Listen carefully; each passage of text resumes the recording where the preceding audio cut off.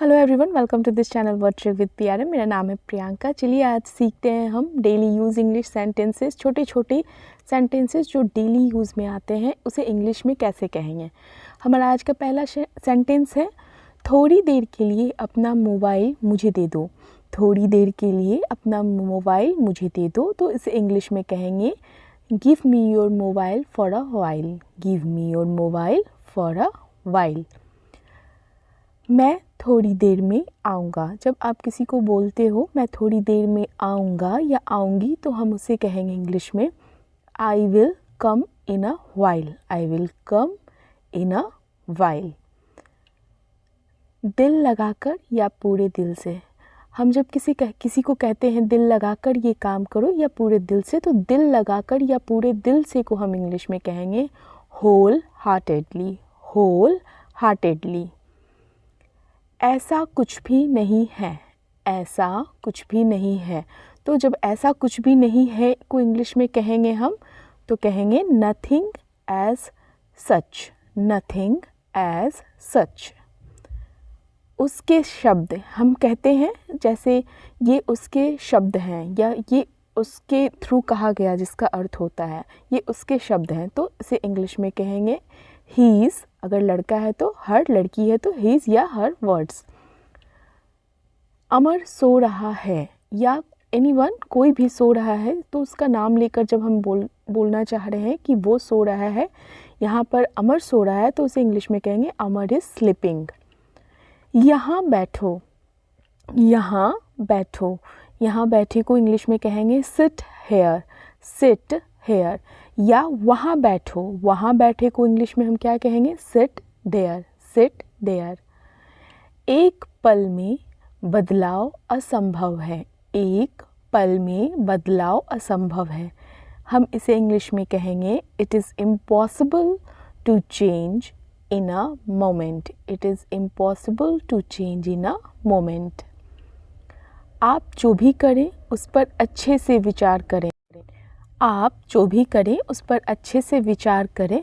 अगर ये वाक्य हमें किसी को इंग्लिश में बोलना हो, तो हम कहेंगे what ever you do think well on it. What ever you do think well on it. यह बहुत दुर्भाग्यपूर्ण है। अगर किसी ने हमें कुछ अपना इंसिडेंट बताया जो अच्छा ना हो, तो हम उसे रिप्लाई में कहते हैं यह बहुत दुर्भाग्यपूर्ण है, तो इसे इंग्लिश में कहेंगे इट इज़ वेरी अनफॉर्चुनेट या इट इज़ वेरी अनफॉर्चुनेट। मुझे जाने दो। मुझे जाने दो, इसे इंग्लिश में कहेंगे लेट मी गो। या अगर हम इसे कुछ और वाक्य बोलना चाहे, जैसे मुझे खाने दो, लेट मी ईट। मुझे सोने दो, लेट मी स्लीप। यहाँ है मुझे जाने दो, लेट मी गो। श्री घर पर नहीं है। श्री एक नेम है व्यक्ति का। श्री घर पर नहीं है, इसे इंग्लिश में कहेंगे Shri is not at home. Shri is not at home. Shilpa school नहीं गई। शिल्पा स्कूल नहीं गई, तो इसे इंग्लिश में कहेंगे Shilpa did not go to school. Shilpa did not go to school. Fine. अगर हम ध्यान से पढ़ें, ध्यान से देखें या ध्यान से सुने इन सारे वाक्यों को, तो हमें एक सेंटेंस को कंस्ट्रक्ट करने का आइडिया आ जाएगा। हमारा अगला सेंटेंस है, मेरी माँ मुझे डांटती है। मेरी माँ मुझे डांटती है। My mother scolds me. My mother scolds me. मैं कई लोगों से मिला। मैं कई लोगों से मिला, तो इसे इंग्लिश में कहेंगे I met many people. I met many people.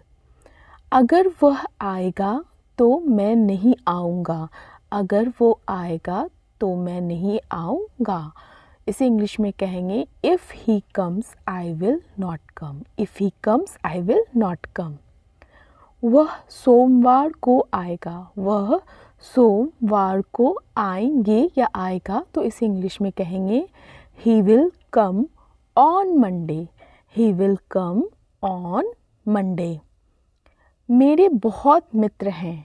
मेरे बहुत मित्र हैं, या आप ऐसा भी कह सकते हो मेरे बहुत सारे मित्र हैं, तो उसे इंग्लिश में कहेंगे आई हैव मेनी फ्रेंड्स।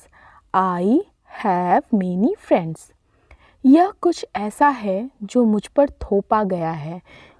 यह कुछ ऐसा है जो मुझ पर थोपा गया। थोपना मतलब कि ना चाहते हुए भी वो आपकी जिम्मेदारी है, आपको करने के लिए कहा गया। तो that's something that's thrust upon me. That's something that's thrust upon मी। यह मेरे लिए बहुत स्पष्ट है। यह मेरे लिए बहुत स्पष्ट है।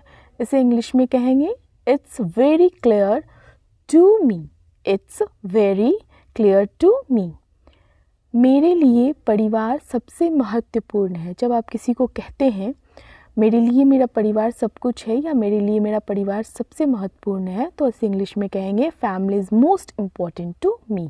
Family is most important to me.